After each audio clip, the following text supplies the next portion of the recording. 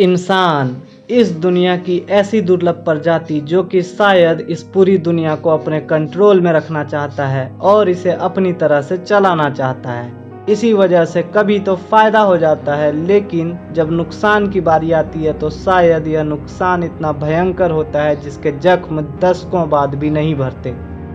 Science यह एक ऐसी चीज़ जिसकी वजह से हमें फ़ायदा तो बहुत हुआ, लेकिन इसके हुए नुकसान पर हम सिर्फ पश्चाताप कर सकते हैं। तो आज मैं आपको इंसानों के द्वारा किए गए साइंटिफिक एक्सपेरिमेंट्स की वजह से हुए ऐसे ही एक इंसिडेंट के बारे में बताने जा रहा हूँ, जिसे सुनने से ही सिर्फ एक अजीब सा दर्द छलक उठता है। यह कहानी है यूक्रेन में हुए एक एटॉमिक रिएक्टर एक्सप्लोजन की, जिसे चेरनोबिल इंसिडेंट के नाम से भी जाना जाता है।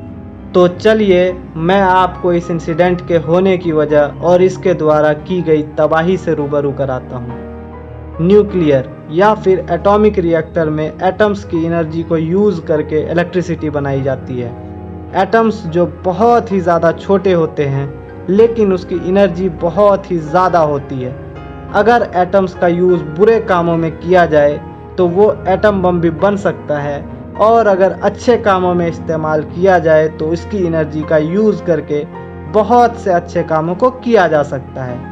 लेकिन अगर अच्छे कामों को भी पूरी गंभीरता से न किया जाए तो हादसे हो जाते हैं। इसका जीता जागता सबूत है चेरनोबिल में हुए न्यूक्लियर रिएक्टर का एक्सप्लोजन। वो दिन शायद पूरी दुनिया के दिमाग में आज भी जिंदा है। वो दिन था अप्रैल 26, 1986 और वक्त था सुबह के 1:23, जब अचानक से चेरनोबिल न्यूक्लियर पावर प्लांट के 4 नंबर के रिएक्टर में एक धमाका हुआ। इस पावर प्लांट से कुछ दूरी में एक शहर था जिसका नाम था प्रिपेत। करीब 50,000 लोग उस शहर में रहते थे। जब यह धमाका हुआ तो प्रिपेत के लोगों को लगा कि यह सिर्फ एक मामूली सा एक्सीडेंट है और उन लोगों ने इस पर ध्यान नहीं दिया। लेकिन उस धमाके की वजह से पैदा हुए रेडिएशंस की वजह से वहाँ के बहुत से लोग बड़ी बड़ी बीमारियों के शिकार हो गए। यही नहीं, इस धमाके से पैदा हुए ये रेडिएशंस वहाँ से 30 किलोमीटर दूर तक फैल गए, जिसके बाद वहाँ के लोगों को उस जगह से दूसरी जगह ले जाया गया। पर यह धमाका हुआ कैसे, यह जानकर शायद आप चौंक जाओगे और शायद आपको गुस्सा भी आएगा। यह धमाका हुआ सिर्फ एक गलती की वजह से। यह एक्सीडेंट होने से पहले न्यूक्लियर प्लांट के अंदर साइंटिस्ट सेफ्टी टेस्ट कर रहे थे, और वो भी सेफ्टी प्रोटोकॉल्स को फॉलो किए बिना। अब इसे सिर्फ गलती कहें या लापरवाही, इस तरह के सेफ्टी टेस्ट पहले भी 3 बार हो चुके थे, जिसमें नाकामयाबी हासिल हुई। 1986 में हुए इस सेफ्टी टेस्ट में इमरजेंसी कोर कूलिंग सिस्टम को बंद कर दिया गया। दरअसल यह सेफ्टी टेस्ट 25 अप्रैल को दोपहर 2:15 में किया जाना था, जिसकी वजह से पावर लेवल को 50% तक किया गया था। लेकिन अचानक से किसी दूसरे रीजनल पावर स्टेशन के ऑफलाइन होने की वजह से इस टेस्ट को पोस्टपोन कर दिया गया। जब यह सेफ्टी टेस्ट फिर से शुरू किया गया तब 4th रिएक्टर ज़रूरत से ज़्यादा गर्म हो गया, जिसकी वजह से कोर बहुत गर्म हो गया और फ्यूल रॉड्स टूट गए। यह इतने गर्म हो गए थे कि कूलेंट के लिए इस्तेमाल किया गया पानी भी भाप बनकर उड़ गया, जिसकी वजह से स्टीम प्रेशर बना और एक्सप्लोजन का कारण बन गया। माना जाता है वहाँ 2 धमाके हुए, एक फ्यूल रॉड्स के ज़रूरत से अधिक गर्म हो जाने की वजह से और एक हीट की वजह से पैदा हुए स्टीम की वजह से। इसकी वजह से रिलीज हुए रेडियो एक्टिव रेडिएशंस की मात्रा कितनी है इसके बारे में पता लगाना मुश्किल है, पर यह माना जाता है कि इसकी मात्रा नागासाकी और हिरोशिमा में गिराए गए एटम बम्स के द्वारा पैदा हुए रेडिएशंस से 400 गुना ज़्यादा था। इस हादसे की वजह से लगभग करीब 1 लाख स्क्वायर किलोमीटर से ज़्यादा जगह कंटामिनेटेड हो गई।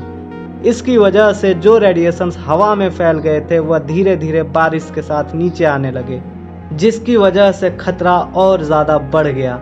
इस धमाके के बाद चेरनोबिल के ठीक बगल के शहर प्रिपेत के लोगों को वह जगह खाली करवाई गई, जिसके बाद से आज तक प्रिपेत नामक यह जगह खाली और सुनसान है। वहाँ की चीज़ें बिल्कुल वैसी ही रखी हुई है जैसे 1986 में थी। ऐसा लगता है कि सब लोग अचानक से कहीं गायब हो गए और आज भी वह शहर रेडियो एक्टिव है।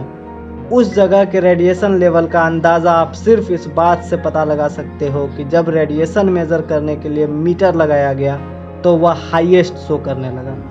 इस इंसिडेंट की वजह से प्रीपेत रिवर, जो कि ठीक चेर्नोबिल न्यूक्लियर पावर प्लांट के बगल में थी, पूरी तरह से कंटामिनेट हो गई, जिस वजह से रिवर के अंदर की एक्वेटिक लाइफ लगभग खत्म हो गई। और तो और जो भी इंसान और जानवर इस डेंजरस रेडिएशंस की चपेट में आए वह गंभीर बीमारियों के शिकार हो गए। इस पावर प्लांट के बेसमेंट में एक जगह है जहां पर न्यूक्लियर वेस्ट्स रखी हुई है और इस जगह पर ज़्यादा देर तक सिर्फ खड़े रहने की वजह से मौत हो सकती है। इस न्यूक्लियर वेस्ट को एलिफेंट फुट के नाम से भी जाना जाता है। इसके अंदर के रेडिएशंस को खत्म होने में लगभग 20,000 साल से ज़्यादा लग जाएंगे। इस वजह से चेर्नोबिल न्यूक्लियर पावर प्लांट के चारों ओर सैर्कोफेगस दिसंबर 1986 में बना दिया गया ताकि इस रेडियो एक्टिव वेस्ट को हवा या पानी में घुलने से रोका जा सके और नुकसान को मिनिमाइज किया जा सके। लेकिन यह सिर्फ एक कहानी नहीं, एक ऐसी घटना है जो हमें यह याद दिलाता रहेगा कि लापरवाही से किया गया कोई भी काम न सिर्फ खुद के लिए खतरा है, बल्कि हमारे चाहने वाले, हमारे परिवार, हमारा समाज, सब के लिए एक बहुत ही बड़ा खतरा है। यह वीडियो आपको कैसी लगी कमेंट सेक्शन में ज़रूर मैसेज करें और आप किस तरह की वीडियो देखना पसंद करोगे कमेंट ज़रूर करें। वीडियो अच्छी लगी तो लाइक एंड शेयर करें। इस तरह के वीडियोस देखने के लिए चैनल को सब्सक्राइब करें।